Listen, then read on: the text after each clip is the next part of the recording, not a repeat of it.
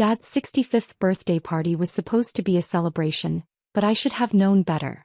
Nothing in my family ever went the way it was supposed to, especially when my brother Marcus was involved. The dining room was decorated with balloons and streamers. The table was set with Mom's good china, and everyone was gathered around pretending we were a normal, happy family. But we weren't normal and we definitely weren't happy. "So, Dad," Marcus said, raising his wine glass with a theatrical flourish, "I have some exciting news to share on your special day." Everyone turned to look at him expectantly. Marcus had always been the golden child, the one who could do no wrong in our parents' eyes. At 35 he was a successful real estate developer with his own company, a beautiful wife named Jennifer, and 2 kids that my parents absolutely adored. I, on the other hand, was the family disappointment at 32. "Jennifer and I have been talking," Marcus continued, shooting a meaningful look at his wife, who smiled and nodded encouragingly. "We think it's time for some big changes around here." Dad leaned forward, interested.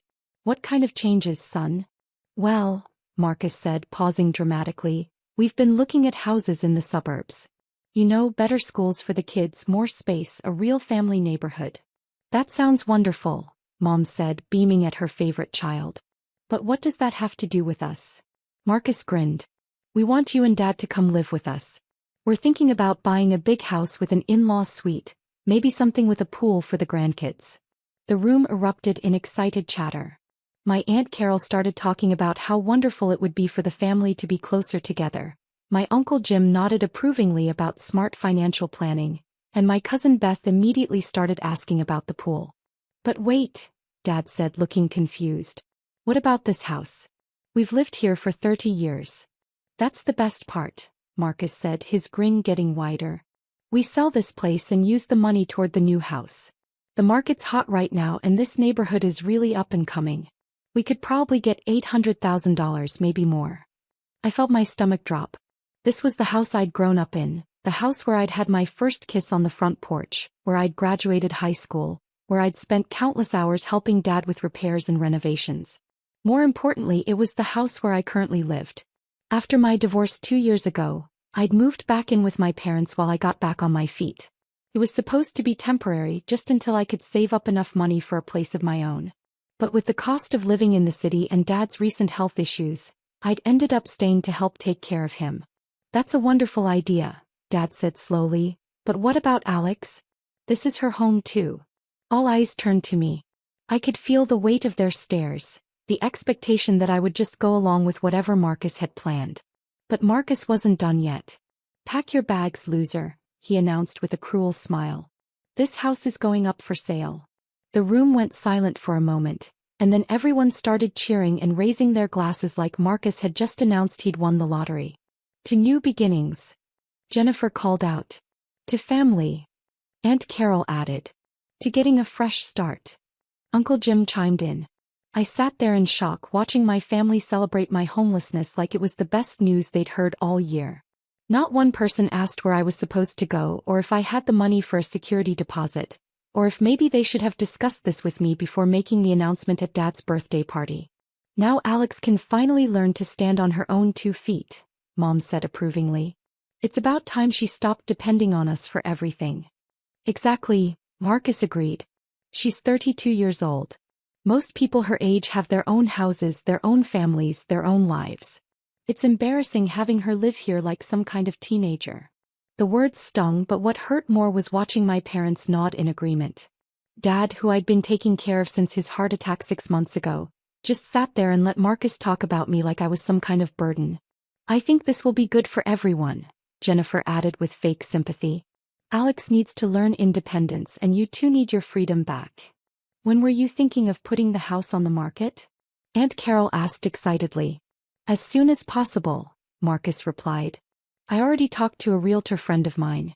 She said we could have it listed by the end of the week if we move fast." "The end of the week?" I finally found my voice. "You're giving me less than a week to find a new place to live?" Marcus shrugged. "That's plenty of time. There are lots of apartments available if you're not picky. And it's not like you have a lot of stuff to move," Mom added helpfully. "Most of what's in your room is just old junk anyway." I looked around the table at these people who were supposed to be my family, who were supposed to care about me, and all I saw were strangers celebrating my misfortune. Even my cousins who I'd grown up with were nodding along like this was perfectly reasonable. "I need some air," I said, standing up from the table. "Don't be dramatic," Marcus called after me. "This is good news. You should be thanking us for forcing you to finally grow up." I walked outside onto the front porch, the same porch where I'd spent countless summer evenings with Dad, where we talked about life and dreams and all the things I wanted to accomplish. The irony wasn't lost on me that I was being kicked out of the house I'd been helping to maintain and improve for the past 2 years. While my family continued their celebration inside, I pulled out my phone and scrolled through my contacts until I found the name I was looking for. James Morrison, senior partner at Morrison & Associates Real Estate Law. James had been my divorce attorney and we'd stayed in touch afterward. He was a sharp, no-nonsense lawyer who specialized in real estate transactions, property disputes and family law. More importantly, he was someone who actually listened to me and treated me with respect. I dialed his number hoping he'd answer even though it was a Saturday evening. "Alex." James answered on the second ring. "Is everything okay?" "James, I need your help with something urgent," I said, keeping my voice low so the family inside couldn't hear me. "Can you pull up the property records for 1247 Maple Street? That's my parents' house." "Sure, give me a second," James said. I could hear him typing on his computer. "Okay, what am I looking for?" "I need to know who currently owns the property," I said. "And I need to know if there are any liens, mortgages, or other encumbrances on the title." "Interesting question," James said, his voice taking on the professional tone he used when he sensed there was more to a story. "According to the records, the property is owned by Clearwater Holdings LLC. There's a significant mortgage on the property and— Wait, this is unusual." "What's unusual?" I asked, though I was pretty sure I already knew what he was going to say. "There are some recent filings here. It looks like the original owners, Robert and Margaret Hamilton, defaulted on their mortgage payments about 18 months ago.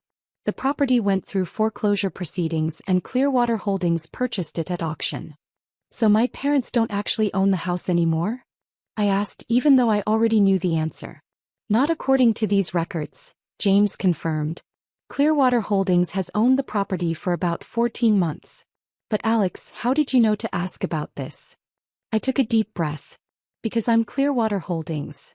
The silence on the other end of the line lasted for several seconds. "You bought your parents' house?" James asked finally. "When Dad had his heart attack, I found out they were behind on mortgage payments," I explained. "Way behind. They were about to lose the house, but they were too proud to tell anyone. So I used my divorce settlement to buy the property at foreclosure auction, then let them continue living here without telling them." "Alex, that's incredibly generous," James said. "But why didn't you tell them?" "Because I knew they'd be humiliated," I said. "Dad's always been proud of being a homeowner, of providing for his family. I thought maybe I could help them get back on their feet financially, and then eventually transfer the property back to them when they were in a better position." "But now your brother wants to sell the house," James said, understanding the situation immediately. "He thinks he can just kick me out and sell a house he doesn't own," I said. "And my parents are going along with it because they don't know the truth." "What do you want me to do?" James asked. "I want you to prepare the paperwork showing that I own the property," I said. "And I want you to send a cease and desist letter to any realtor who tries to list it without my permission." "Consider it done," James said. "I'll have everything ready within the hour." "But Alex, you're going to have to tell them the truth eventually." "I know," I said. "I think tonight's as good a time as any." When I hung up the phone, I could hear the party continuing inside. Marcus was holding court, probably making more plans about the house sale and how they were going to spend the money. I sat on the porch steps for a few minutes, trying to prepare myself for what was about to happen. My phone buzzed with a text from James. "Documents ready. Sent cease and desist to 3 local realtors just in case. You own that house free and clear. Good luck." I walked back inside to find the family still gathered around the dining table, now discussing renovation plans for Marcus's dream house. "We could put in a wine cellar," Jennifer was saying excitedly. "And a home theater," Uncle Jim added. "Don't forget the pool house," Aunt Carol chimed in. Marcus looked up when I walked back in. "There she is. Did you get all your sulking out of your system?" "Actually," I said calmly, "I need to tell you all something important." If you're going to beg us to let you stay, save your breath, Marcus said dismissively. We've already made our decision. I'm not begging for anything, I said, pulling out my phone. I just got off the phone with my attorney. Mom rolled her eyes. Alex, you can't afford an attorney. Stop being dramatic. James Morrison from Morrison and Associates, I continued. He specializes in real estate law. Dad looked up with interest. Why were you talking to a real estate attorney? Because I wanted to make sure I understood the legal implications of what Marcus is proposing, I said. Specifically, I wanted to know what happens when someone tries to sell a house they don't own. Marcus laughed. What are you talking about? Mom and Dad own this house. No, I said quietly. They don't. The room went silent. Everyone was staring at me like I'd just announced I was an alien.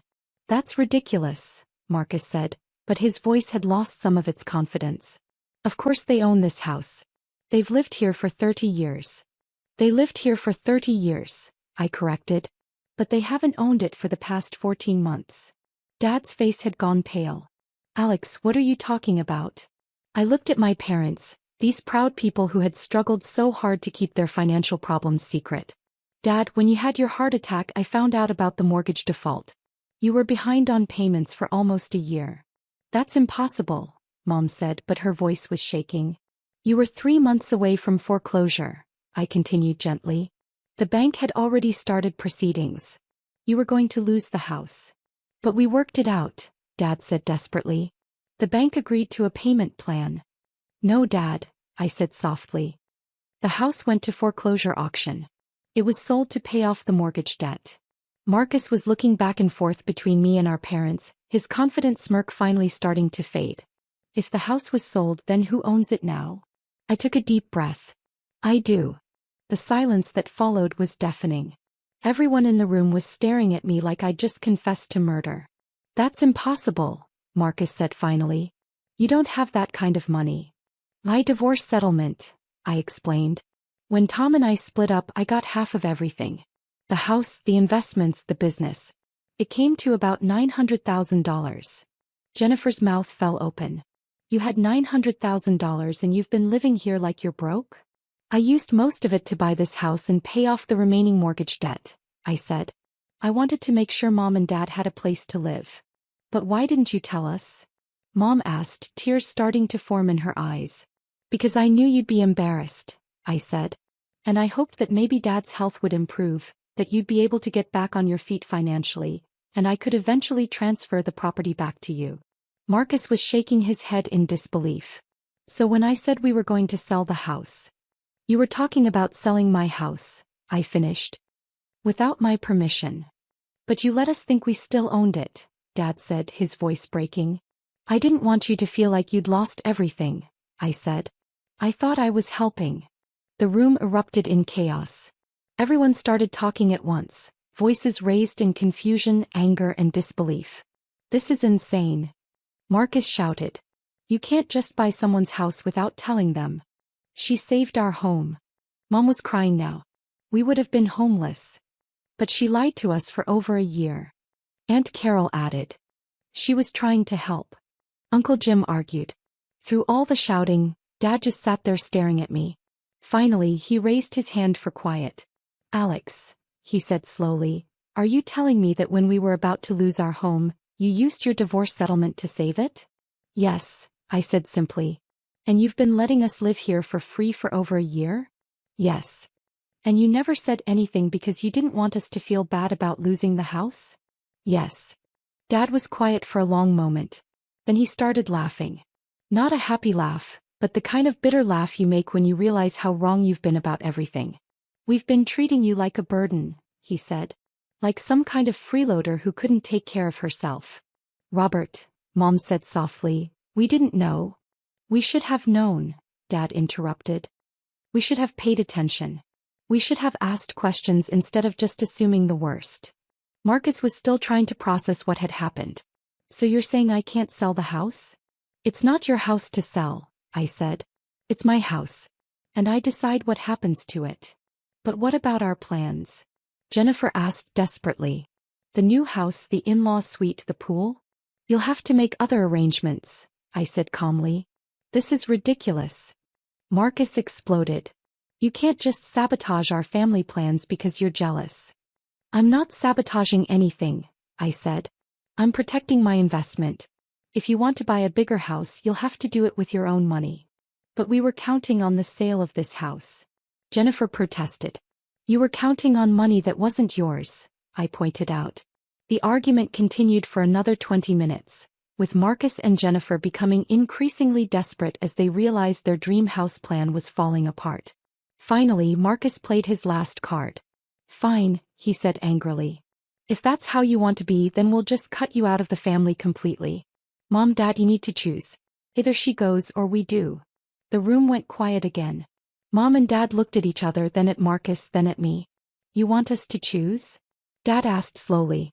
Yes, Marcus said confidently. Choose between your successful son who's trying to provide for this family, or your failure daughter who's been lying to you for over a year. Dad stood up slowly, his face serious. For a moment I thought he was going to side with Marcus. After all, Marcus had always been the favorite, the golden child, the one who could do no wrong.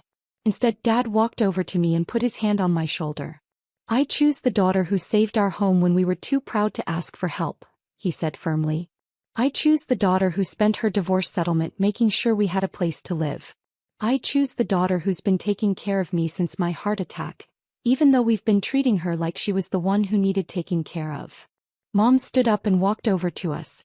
I choose the daughter who put our family's needs before her own financial security, she said, tears streaming down her face. I choose the daughter who's been living here not because she needed our help, but because she was helping us. Marcus stared at them in shock. You're choosing her over me? We're choosing the person who's actually been taking care of this family, Dad said. While you've been making plans to profit from what you thought was our house, she's been making sure we still had a house to live in. This is unbelievable, Marcus said, grabbing Jennifer's hand. Come on, we're leaving. Marcus, wait, Mom called after him. No, he said, turning back to face us. If this is how you want it, then fine. Don't expect any help from us when you need it. And don't expect to see your grandchildren anymore. With that, he stormed out, Jennifer following behind him. Aunt Carol and Uncle Jim looked around awkwardly before making their excuses and leaving as well.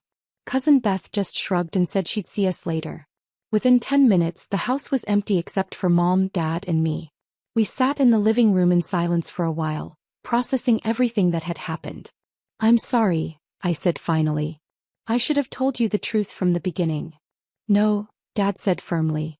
We're the ones who should be apologizing. We let Marcus convince us that you were the problem when you were actually the solution. I can't believe we were so blind, Mom added. All this time you've been taking care of us and we've been treating you like you were a failure. You're not failures, I said. You hit a rough patch. Dad got sick, medical bills piled up, things got difficult. That happens to a lot of families. But instead of asking for help, we let our pride almost cost us everything, Dad said. If you hadn't stepped in, we would have been homeless, Mom finished quietly. So what happens now? Dad asked. This is your house. Do you want us to move out? I looked around the living room at the family photos on the mantel, at the furniture I'd grown up with, at the home that had shaped who I was. This is our family home, I said. I bought it to keep it in the family and that's where I want it to stay. You're not going anywhere. But Marcus. Mom started. Marcus made his choice, I said. He chose money and status over family. That's his decision to live with.